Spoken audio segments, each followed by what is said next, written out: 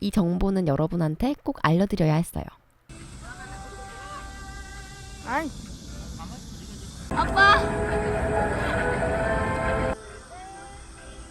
에리얼은 인어일 때 더 많이 움직인다. 인어공주가 목소리를 내주고 다리를 선택하는 것 대신 휠체어를 선택하면 어땠을까 하고요. 안녕, 구루님입니다. 여러분, 여름휴가 계획은 세우고 계신가요? 저는 학생 때는 여름마다 가족들과 수영장에 가곤 했는데요. 이제는 친구들하고도 수영장에 놀러 가고 싶은데 이야기가 나올 때마다 선뜻 가기가 망설여지더라고요. 바로 수영장 안에서의 이동 때문이었습니다. 수영장에 들어가고 나올 때 혼자 할 수가 없다 보니 아빠가 번쩍 들어서 안아주시고 튜브에 태워주셔야지만 수영장에 들어갈 수 있었거든요. 친구들한테 그런 것까지 부탁하기에는 안전상의 이유도 그렇고 좀 망설여지기도 해서 한 번도 수영장에 가볼 생각을 못했어요. 그런데 여러분, 해변 휠체어라고 들어보셨나요? 저는 옛날에 이 휠체어를 갯벌을 들어가기 위해 타본 적이 있었는데요.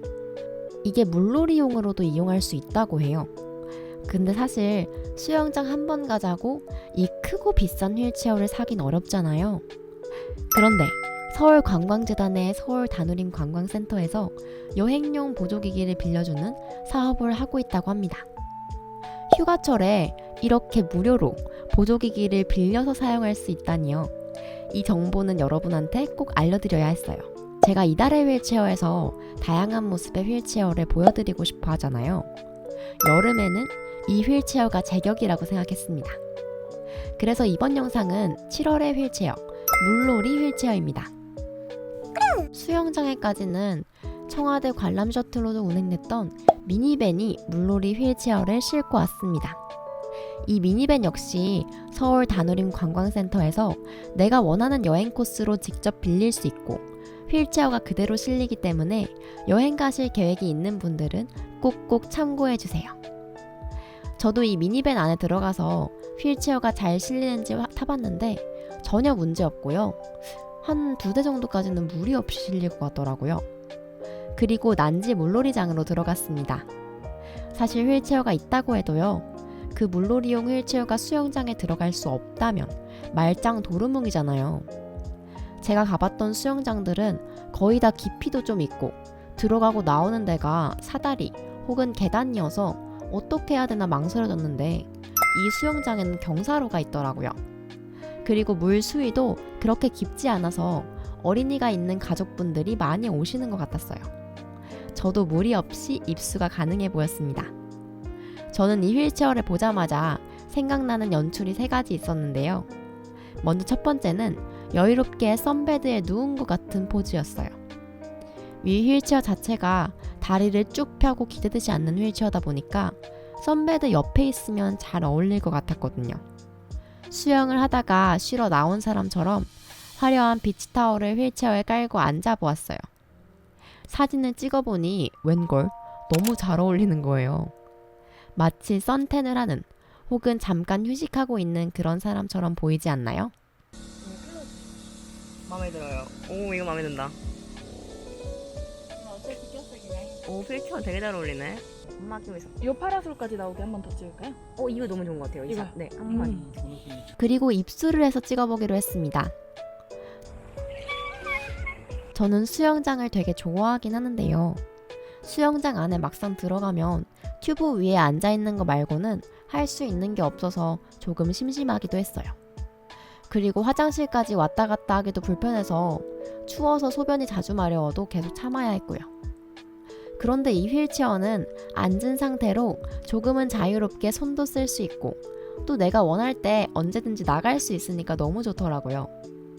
비치발리볼을 들고 정말 수영을 즐기는 것처럼 찍어봤는데 어떠신가요?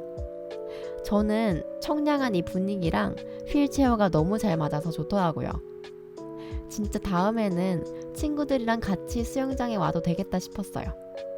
물론 뒤로 기울이다 보면 뒤집어질 것 같아서 중심은 잘 잡아야 할 것 같아요. 안전벨트가 있으니 꼭 하시고 주변에 휠체어를 잡아주는 사람 1명 정도는 필요할 것 같습니다. 아이.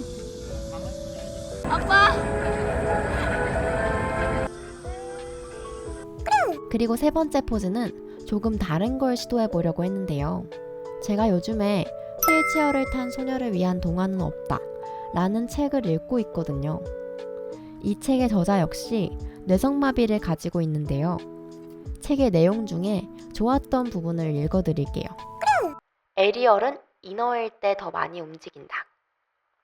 그때 내가 깨닫지 못한 것은 나는 이미 인어였다는 사실이다. 걸을 수 있는 다리를 갖고 싶다는 에리얼의 소망은 휠체어를 타고 다녀야 했던 내가 간절하게 꾸던 꿈 아니었나? 내가 상상하는 낭만적인 사랑에는 언제나 화려한 드레스와 잘생긴 왕자가 있었고 언제나 두 사람이 함께 서 있는 모습이 있었다. 당연히 두 사람은 인어가 아니었고 휠체어를 타지도 않았다. 목발을 짚지도 않았고 절름거리며 결혼식장에 걸어 들어오지도 않았다. 디즈니 만화 영화에서 지팡이를 짚거나 휠체어를 탄 주인공이 모험에 나서는 장면을 상상해보자. 안경을 쓴 공주나 보행보조기를 사용하는 왕자가 충실한 안내견을 부르는 장면을 떠올려보자. 그런 장면은 요정 데모가 마법으로 한 사람의 인생을 바꾸는 모습을 보면서 느꼈던 것만큼이나 혁명적으로 느껴질 것이다.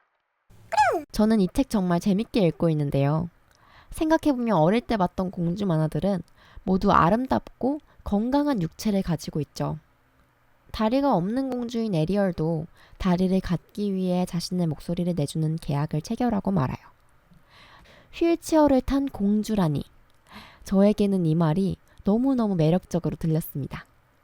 그래서 이런 상상이 들더라고요.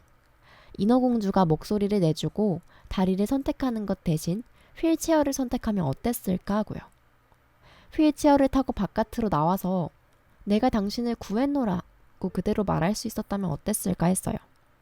물론 인어공주를 완벽하게 따라하는 건 어렵기도 하고 인어공주라는 거 하나만 이야기하고 싶진 않아서 코스프레 같이 시도하진 않았지만 촬영의 마지막쯤에 인어의 꼬리 같은 로브를 입고 물속에서 한 컷, 그리고 바깥으로 나와서 다리를 감싼 채로 꼬리 모양처럼 보이게 한 컷을 찍어봤습니다. 그렇게 보이시나요? 상상은 여러분께 맡길게요. 그럼 이제 사진 완성본 보시겠습니다.